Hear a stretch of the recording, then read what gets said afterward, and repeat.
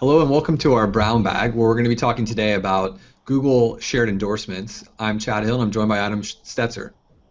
Yeah, good morning, Chad. So the news breaking here is about shared endorsements on Google and what they're going to do with this information for advertising. So they made an update to their terms of service that most people will probably just click right through and don't really read, Chad, and really understand what it means. But what it means, and let's dissect this a little bit, is that names, profile information, photos, your preferences, and your comments and reviews from the G Plus network and any of the Google services can now be used in ads. So this is what shared endorsements really means. It means that things that you're saying on the G Plus network can now be used in advertisements. And so what does that really mean? Well, there are 2 million sites that show ads, and it's estimated that the reach is about 1 billion people. So this means that your face now could appear somewhere on these 2 million sites, and something you said about a product could be used to drive advertising revenue. So Google's obviously doing this because they want to jump into the sort of social advertising movement that Facebook's been pushing and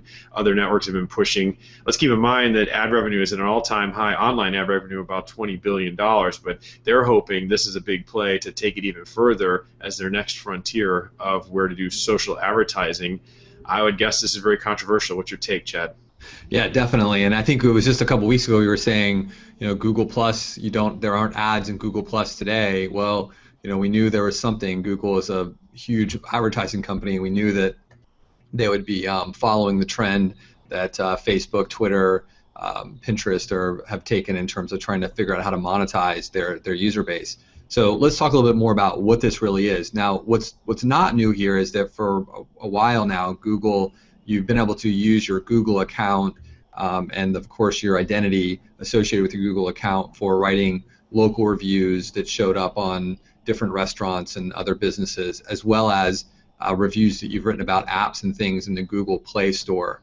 So that's not really very new here. As you said, Adam, what's new is that they can now take your reviews that normally were sort of hung off of a particular business. You had to go to that business or go to that app to see your review. But now what they're going to be able to do is actually figure out who your friends are and use what you've recommended or reviewed in advertisements, as you said, and not only just in those current services like Google Local and the Play Store, but also on these millions of other websites. So your potential for having, being the spokesperson for different companies as individually has gone up tremendously. Now, before we go further with this, we should also state that, as you mentioned, this is in the terms of service. You can opt out of this, but getting to those settings pages in the Google Plus profile to remove yourself, I'm sure most people won't do it, but there is a way to opt out, and also anyone below 18 will be opted out automatically.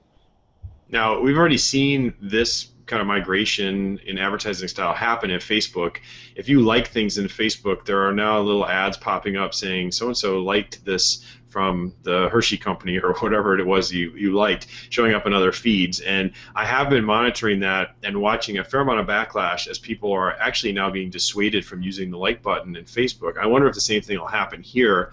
And there's actually some data to back up these concerns, because it does seem like this, privacy issues have been out in the news quite a bit, and there's about to be, I think, another privacy sort of reaction to what Google is doing here. We know people are concerned about online surveillance and data theft already.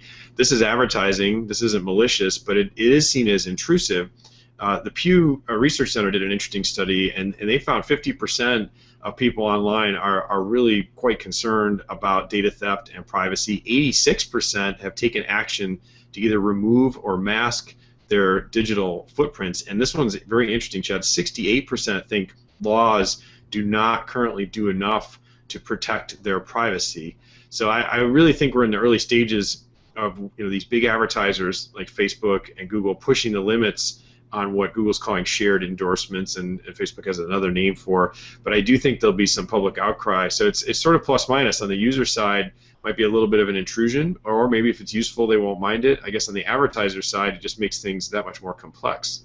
Yeah, absolutely. And I think this is really interesting for me because I've watched this whole privacy sort of debate and process bubbling up. I think most people probably don't follow it very closely, but I've always been interested in how in Europe, the tolerance or the laws around privacy are so much more stricter than they are here in the U.S. But I think I think that these companies are pushing the envelope for what the U.S. people are comfortable with. And here's another survey that we have, the Reason Roop survey from September, asked people whether they trusted different companies a lot, some, only a little, or not at all. And here are some of the results from that, Adam. Facebook, 75% said a little, not at all, in terms of how much they trust Facebook. Google, 68% said a little, not at all. Your ISP, 61%. Now, what's really interesting is those seem high, but let's compare them to some of the other people in the news. The NSA, only 59% of people said that they don't trust the NSA a little or not at all. So what's interesting there is that actually Facebook and Google are less trusted than the NSA with all the stuff that's going on in the news about them. So really interesting data.